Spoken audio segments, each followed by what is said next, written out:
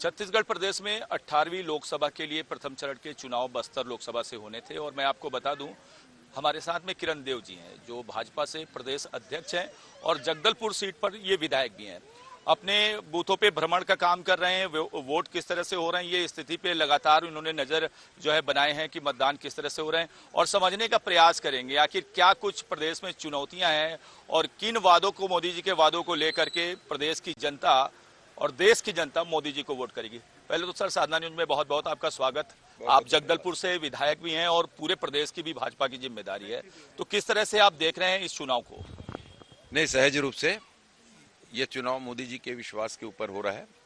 मोदी जी के प्रति जनता का बहुत प्रेम है, बहुत ही विश्वास है। उनकी जो गारंटी की योजना है, कल्याणकारी योजना है, जन जन तक पहुंच रही है। 10 वर्षों में मोदी जी के नेतृत्व में देश ने कीर्तिमान स्थापित किया है विश्व के मानचित्र में और निरंतर आगे बढ़ रहा है देश। जनता का आगाज, जनता विकास चाहती है और विकास को लेकर उन्होंने मापदंड तय किए हैं। गांव गरीब किसान को लेकर, हमारे युवा हैं, मातृशक्तियां हैं, उनको लेकर जिस तरीके से उनकी योजना है और घर घर तक पहुंच रही है।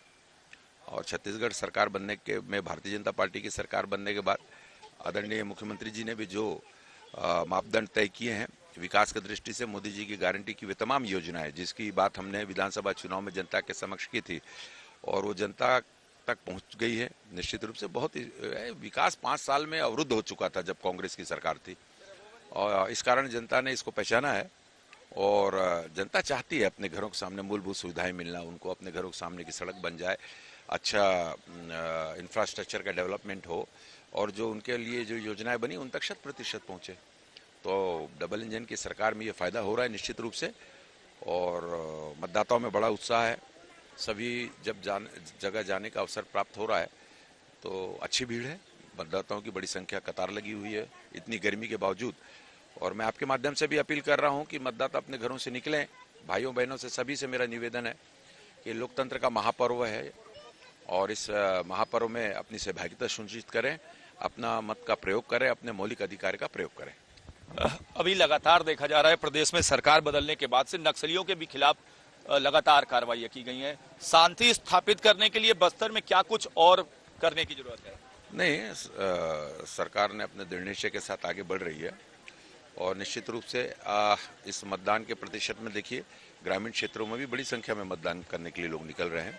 लोगों का सरकार के ऊपर विश्वास बढ़ा है तो स्वाभाविक रूप से मतदान के माध्यम से वे अपनी सरकार चुनने जा रहे हैं और वह ऐसी सरकार जो कि उनके चिंता करे, उनकी चिंता करे, उनके विश्वास पर खरा उतरे, भरोसे पर खरा उतरे जी। तो इस तरीके से काफी उत्साह है लोगों में। महेश कश्यप जी के सामने कांग्रेस से कवासी लखमा जी हैं जो लगातार 6 बार के विधायक भी हैं। बड़े सारे बयान उनके जो है देखने को मिल रहे थे, उन बयानों पे क्या कथन है बीजेपी? मुझे तो बहुत आश्चर्य हो रहा है। 6 बार के विधायक रह चुके हैं, मंत्री रह चुके हैं, आधे बस्तर के प्रभारी रह चुके हैं और एक लोकसभा हार भी चुके हैं वो चुनाव में। तो यानी कुछ लोग जो अजय बोल रहे थे ऐसा नहीं है? नहीं, लोकसभा चुनाव तो एक बार वो पराजय मिली है उनको, तो स्वाभाविक रूप से इतने बड़े दायित्व में रहने वाले और इतनी बार विधायक का प्रतिनिधित्व करने वाले, विधानसभा क्षेत्रों का प्रतिनिधित्व कर ले, ऐसे प्रधानमंत्री जी के विषय में, महिलाओं के विषय में ऐसे अमर्यादित और अभद्र टिप्पणी करना बड़ा अशोभनीय। जनता है, जनता सब समझती, सब जानती है। ये देश का चुनाव हो रहा है।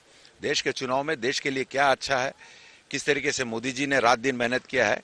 24 घंटे में लगातार 18 घंटे काम करने वाले, बिना एक दिन की छुट्टी लिए हुए ऐसे प्रधानमंत्री हमारे देश को मिले हैं जिन्होंने अपने देश का गौरव, देशवासियों का गौरव, मान सम्मान, प्रतिष्ठा पूरे विश्व में बढ़ाने का काम किया है।